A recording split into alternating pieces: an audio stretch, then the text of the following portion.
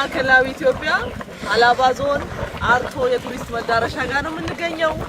እንግዲህ ይሄው በተፈጥሮ ኢትዮጵያ በጣም የታደለች ነች ስንል እንግዲህ ዝም ብለን ለንግግር ብቻ ሳይሆን በተጨባጭ ይሄው በቆሎ እሸት እየቀቀልን እንገኛለን ማለት ነውና በዚሁ በተፈጥሮ ፍል ውሃ ምክንያት የበሰሉ ድንቾችን እየበላን ሀገራችን ኢትዮጵያ ዛሬኛ መስራት ባይችል ነገ ልጆቻችን የተሻለች ሀገር መስራት እንደሚችሉ ለዓለም ማስተዋወቅ የሚቻል ፖቴንሻል ያለው አካባቢ ነው።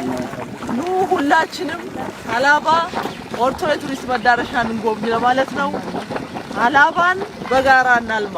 እዚሁ አላባ ዞን አርቶ ፍል ውሃ አካባቢ ነው የምንገኘው። ይሄ ፍል ውሃ በጣም ጤናማ በተፈጥሮ የተቸረን ትልቅ የፈጣሪ ጸጋ ነው።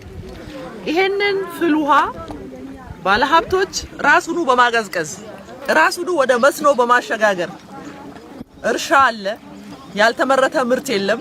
ይሄ በቆሎ ለምሳሌ ይሄ ውሃ ቀዝቅዞ ራሱ በተመረተበት ውሃ ያደገ በቆሎ እዚሁ ደግሞ በራሱ ውሃ ደግሞ የተቀቀለ በተፈጥሮ በእሳት እንዳይመስላችሁ በተፈጥሮ ፍል ውሃ የተቀቀለ በቆሎ ነው። ስለዚህ ኢትዮጵያ የሌላት ነገር የላትም። አላባ ማሳያ ናት፣ አርቶ ማሳያ ናት።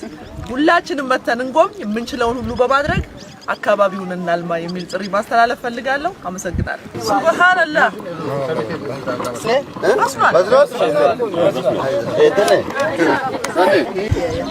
የዞኑ ቱሪስት መዳረሻ ቦታ ነው።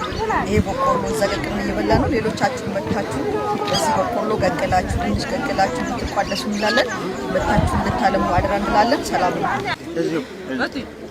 ይሄ የፈላው ቀዝቅዞ ይሄን በቆሎ ይቀቅላል። የፈላው ወርዶ ቀዝቅዞ እዚህ ባሉ አርሶ አደሮች ደግሞ ባላቸው እውቀት አቀዝቅዘው በቆሎ ማምረት ችለዋል። ስለዚህ ኢትዮጵያ የቸገራት ያጣችው የላትም። መስራትና መጠቀም ብቻ ነው የኛ ስራ የጎደለን። እሱን አጠናክረን እንቀጥላለን።